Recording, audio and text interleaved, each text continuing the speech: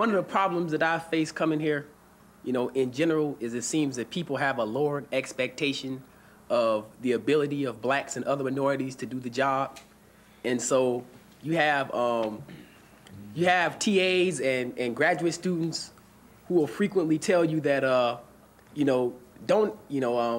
if you're getting a C or a C plus, that you're doing well, that you're doing fine if you're like in the low B range. And even if your personal expectations may be greater, like if you're thinking, I can get an A in this class if I just pull it up, you'll have a TA or something who's very much satisfied to see you get like a low B or a high C. And generally, it just seems, I've had this happen in particular, with one TA who won't be named, but he know who he is. And I know who he is too. So, they tend to act surprised and shocked that like you can actually get A's and B's at MIT. And, this seems to add to the general perception of the community that the blacks here are here only because, expectations have been lowered and just to accommodate affirmative action or to, for some appearance of diversity. And in general, if that were true, I think a lot more black people would be here.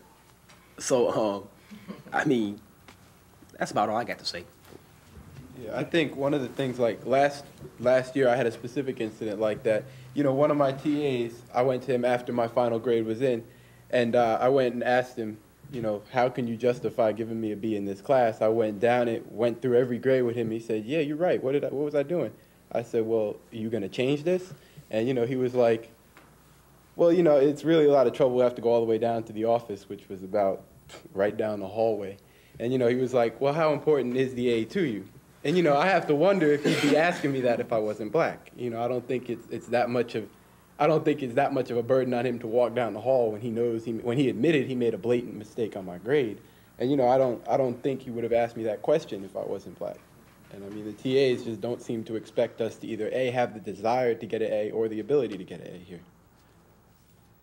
People seem to always think that, okay, if I do, if I don't do so well on the test, that I'm automatically going to try to look at my TA or my professor and claim racism. I'm not, I don't think anybody in this room is trying to do that. If you mess up on the test, first I look within myself and see, what could I have done better to perform better on that test.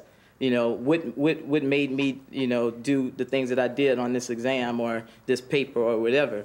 And I think the perception a lot of the time is that with black people or minority people, automatically the first thing you look to cry in any sort of crisis situation is, oh, that's racism, oh, that's unfair, I'm being treated differently. And when I can personally say that's definitely not the case, because the environment that I come from, I'm from the South, and I've dealt with racism, overt racism. I've been called nigger. I've seen the Klan. I've seen, I come from David Duke country, if you want to call it. And it's like, when I came up to MIT, I expected things to be different, and they are very different, aside from the incident that happened recently, I'd never heard of anyone being, shouted at, called nigger, called this before. And the thing that I find about, the type of racism that's up here, it's very covert. It's very smile in your face, stab you in the back type of racism. And I think a lot of times people don't even realize that, what they're saying is racist or that the things that they are doing are really, harming you and that are unfair to you. Basically, the series is to examine different racial groups at MIT and examine some of their opinions on certain issues. There have already been a few videos done. The African-American group has done a video. Asian-American students and also Hispanic students have done a video. Basically, we think that white students at MIT, their opinions have not been very well vocalized. We don't think that for the most part, many people really know how white students think on certain issues of race. So now this video is basically to find out some of your opinions on some of these issues and also possibly share some personal experiences on how it is being a white student at MIT. Part of the problem with affirmative action is that I would find insulting if I were admitted under an affirmative action policy, is that it assumes that people who are being admitted under the policy would not get in otherwise. I think that's part of the problem that people have with it. And I don't understand why people, well, I can't put myself in other people's shoes, but I would personally find that insulting if people assumed that I couldn't do it without the aid of a special program. Affirmative action almost gives an excuse to people to say, you know, is this person there because they really deserve to get in, or are they there just because of their race or their background? And I think it actually opposes a society where different races and different cultures respect each other. Because if I think I'm more worthy to be here than someone else, then I'm probably not going to be able to treat them as an equal and to appreciate them as a person. I do agree that we should make some correction for, like I mentioned before, people who come from disadvantaged schools and disadvantaged backgrounds. But I think on the other hand, once you're here, or in terms of getting in here, affirmative action or preferential admissions treatment helps make it so that these minority groups can continue to be, you continue to call them inferior. I mean, the white men at MIT are the only people who can say, yep, I got in here for one reason. It must have been because I was a really good candidate. It creates an environment where this group is led to feel superior because they're the only people who have that sureness. Another problem about that system is that if you're a white student who grew up in a poor neighborhood within inner city schools, affirmative action doesn't apply to you. You've seen a lot of the, I mean, you go through a lot of the same problems. You don't get these elite teachers teaching you. You don't get, you don't get the best textbooks, whatever. And there are a lot of factors, and no one makes a correction for that. They just do it based on color of skin. And I mean, for instance, the other thing is affirmative action basically forces you to label everybody and put them in nice little categories. But I mean, if people come from, if you have, for instance, if you're a student who has, one black or Hispanic grandparent, and you come to that little box, do you check it off? I mean, do you feel that, affirmative action needs to correct for you? It's not. I don't think the system as it is now doesn't attack the problems that it tries to fix. Also, I think it's kind of wrong to focus on this getting even and making sure that things are absolutely equal. If we're going to go with games, you could think of sort of the career path and succeeding as sort of a race where you have all sorts of people running, and the object is just to see how far you can get. Well, early on in the race, somebody very unfortunately is crippled in some slight way because they're a minority or what have you. Do you, if you have some sort of special form of training available, continue giving it to the people who have the best ability? So just make sure that on total everyone gets as far as they can, or do you weight down the people in front so that their chances now are more equal with the people who started out crippled? I think the goal is to see as a society and as an admissions office at MIT with limited spaces that they can make available to allot them so that they do the greatest good, not so that everyone's even. I will say what I thought. When I saw the tapes, it seemed like 3 of the tapes focused on, like, I guess what Keith was saying, experiences and culture. And tape number 4 almost seemed to look at me and say, why are you here? What are you doing here? And how dare you come into my sacred space? And I thought that was really, I mean, after a while, I just thought, why am I getting upset over this question? My right to be here was decided in May of 1992. To look here and see like people sitting here as if they're like, the second admissions committee debating over whether or not to let me continue here is just pretty stupid. I mean, they're not CAP. They're not the Committee on Discipline. They're not the Admissions Committee. I'm like, so to sit up here and actually debate and say, one comment that stuck out was some guy said that we're the only students who should actually feel like we were admitted based on our merit. In effect saying that we should feel superior because we know we got in based on merit. I will say that I really did lose my capacity for intellectual reasoning right then, and it was basically going on gut instinct when I could have just, I don't know. I don't want to say what I could have done.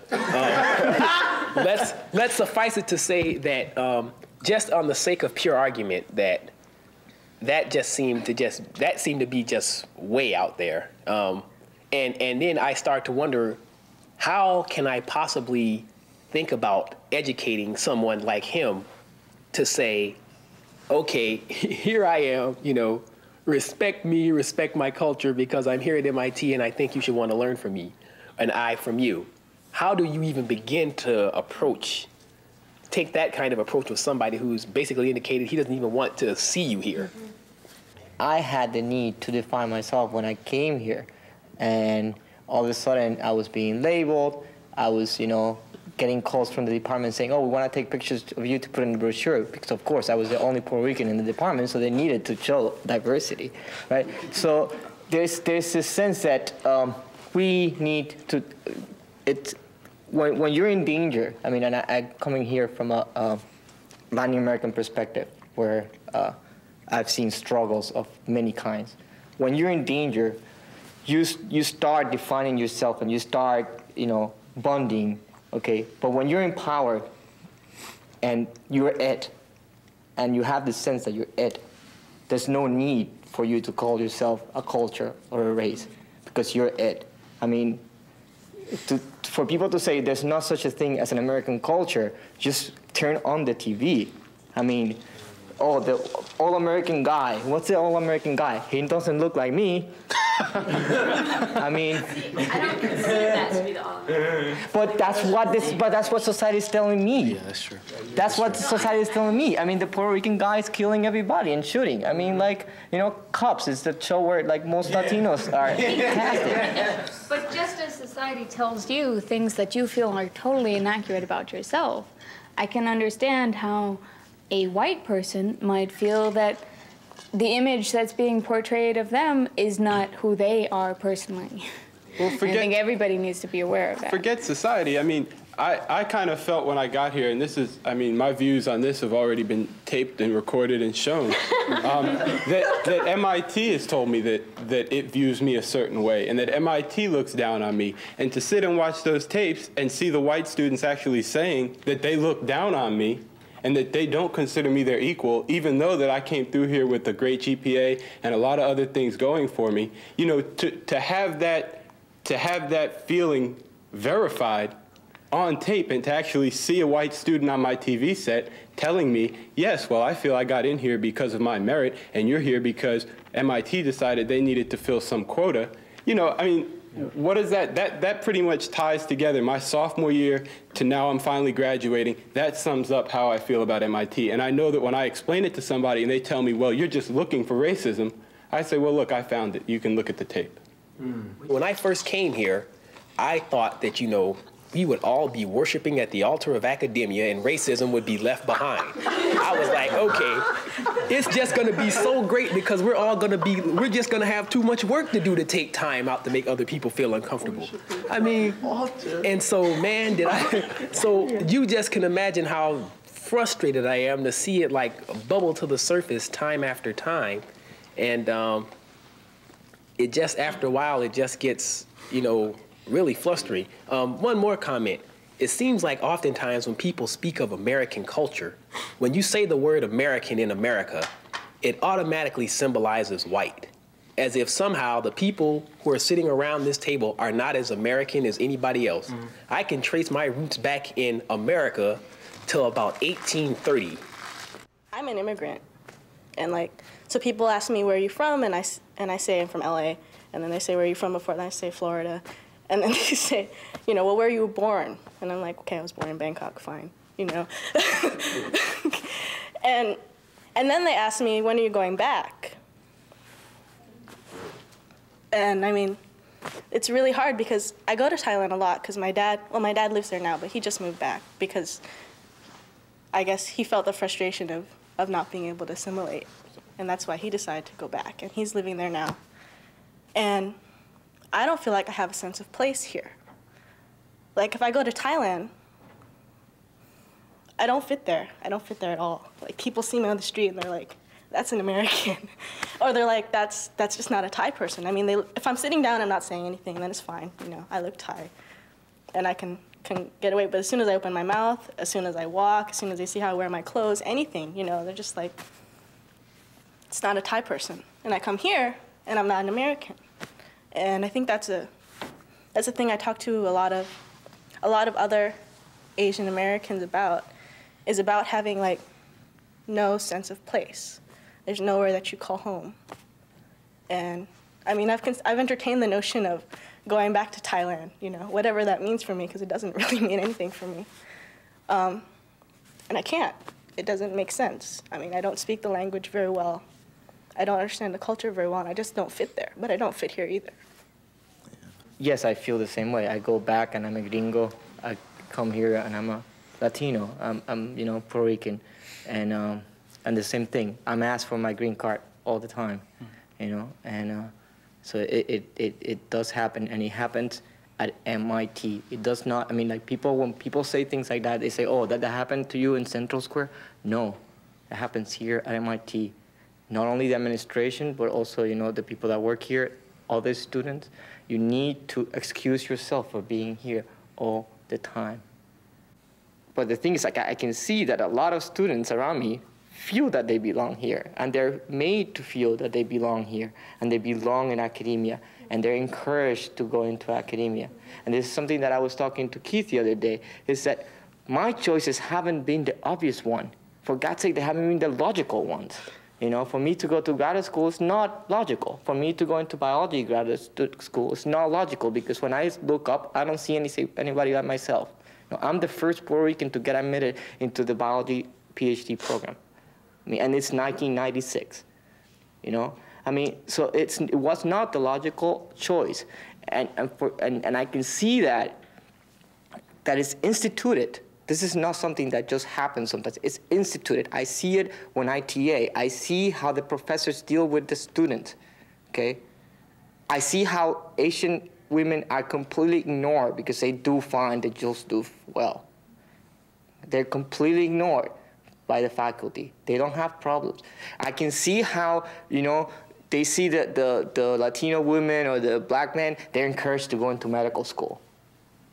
Now, the good lab person in lab that's white, oh, you should go to graduate school. Do you want a Europe in my lab? I've seen this. This happens. This is instituted, okay?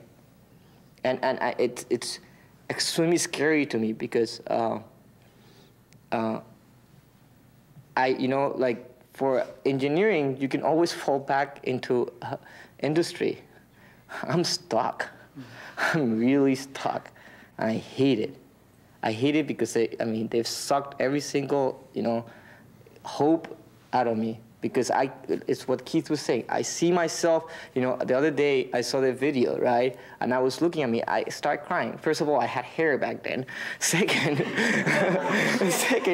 you know, I had some hope. I had some, you know, there was some meaning for me to be here at MIT. There was some meaning. I could justify that I was getting into academia because it was gonna be good for me and for my people. I can't say that anymore, because if I'm gonna get into academia, I have to forget about my people. I cannot remain Puerto Rican. I cannot remain having an agenda and be within academia. I cannot, because it's not valued. It's a waste of time, and it deters you from what is real. Okay, for them, it's real. A lot of the black people, I would say, you know, definitely more than half of the black people on this campus, you know, in decreasing numbers over the past 2 decades, you know, go to predominantly black schools. A lot of us, you know, a lot more of us now than before also are, you know, more so moving towards middle class instead of lower class, private school versus public school, you know, less inner city schools and stuff.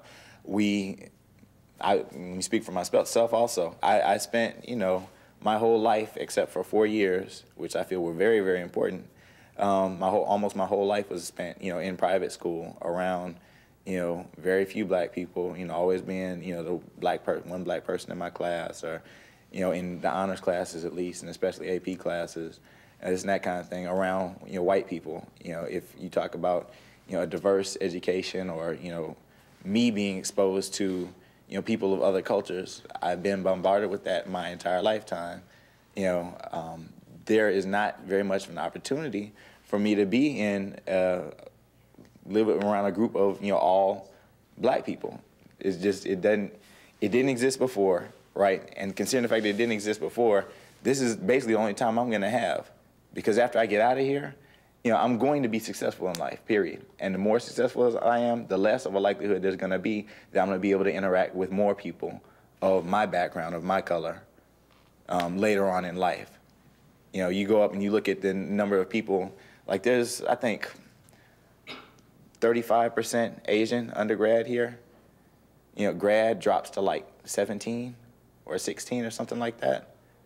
Even the people who are, normally minorities, who are quote unquote overrepresented minorities here in undergrad, once you, hit to the next level, they drop, in half. Blacks drop from like 7% to 2.5 or 3.5 or something like that. But I mean, it falls off exponentially. I'm not going to have another opportunity to live amongst people of my own culture. On the flip side that you address, there are a number of people who, did go to predominantly black high schools or whatever, or were always around people of their own nature, black people even, who have gone up and got here and went and joined white fraternities or went into other living groups because for that specific reason. They had that sense of self, whatever, and they decided, okay, now I'm gonna go out and I'm gonna learn. I'm gonna go gain a better understanding of those other people. But for myself and for a lot of the people that do quote unquote self-segregate, or in my terms do live amongst their own, we didn't have the opportunity before, and we're damn sure not gonna get the opportunity later. So I mean, we're taking advantage of the opportunities that MIT has provided us with. There are not that many people here that came from predominantly black high schools anyway. So when we talk about whether one thing is the exception or the rule, I think that we need to ask a broader question before that. Is it the exception or the rule that black students from inner city high schools who do not necessarily have access to an MIT, do they get in at all?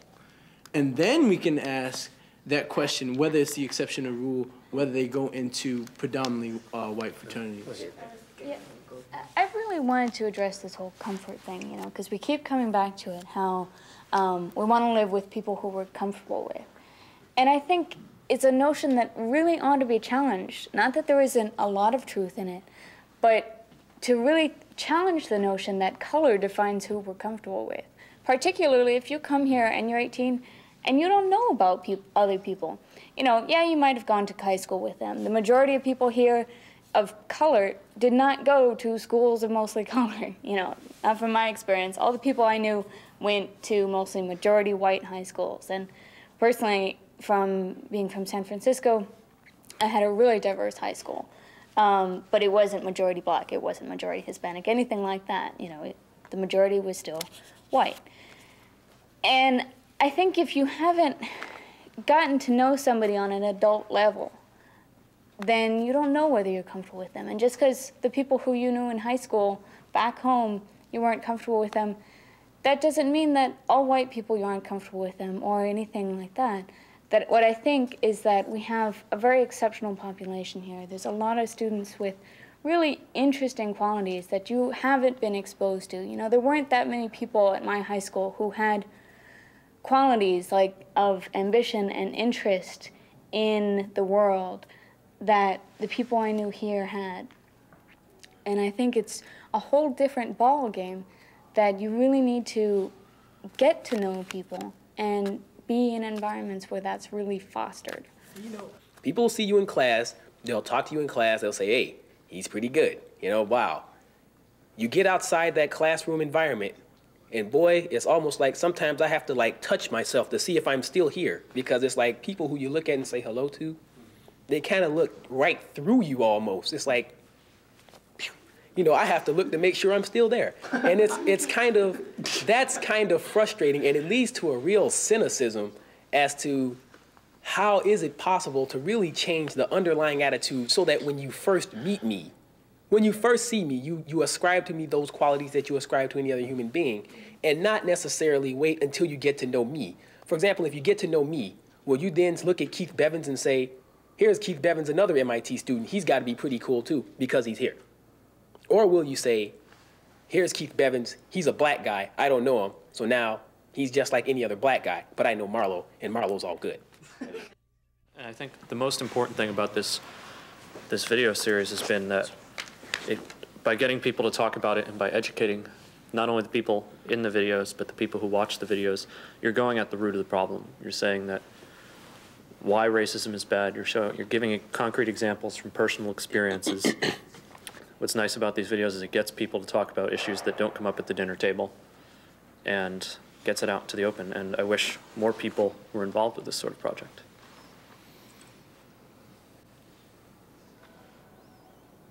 Well, I guess I'd just like to say I started the day being quite cynical, and basically everything I've said up to this point indicates the depth of my cynicism. I will say I have ended the day being maybe just a smidgen less cynical than I was before. Maybe even slightly more, you know, whether I want to use the word hopeful or optimistic, I'll just say less cynical. I'll start to use the word hopeful when I see some substantive change. I will say this. What needs to happen is, like, all the people here, it's unfortunate that the only people who came to make the video are the people who probably don't need to see it. I really wish that those people who need to see this video look at it and try to understand and question their own assumptions, and basically start treating people independent of the stereotypes that they have of them. Things are not getting any better by simply ignoring them. What you ignore can hurt you, and to simply pretend like it doesn't affect you because you're not a member of, let's say, a particularly disadvantaged group, it's not necessarily true, because in the end it will. So I think that personally, people need to kind of unite behind this effort. People who feel this way but who are too quiet to speak up, as well as the people who feel this way and want to do something about it, need to get together and unite behind the effort to enlighten the campus or something like that. And this is coming from me, the cynical guy. So please, I mean, if you don't do it for yourself, do it for me. But when issues like this come up on this campus, everybody shuts up. Nobody has any bright ideas. You have a room full of the Michael Jordans of academia, and nobody has one single idea. And nobody has one single idea. And then that makes me wonder, you know, as I'm sitting up in these committee meetings, you know, a black student sitting there with some administrators and some faculty, and it's very discouraging to see that happens, that when it comes to grading policy, everybody's full of bright ideas on how to go around the system. But when it comes to race relations and instituting a new class or a new requirement, nobody has any, everybody's stupid.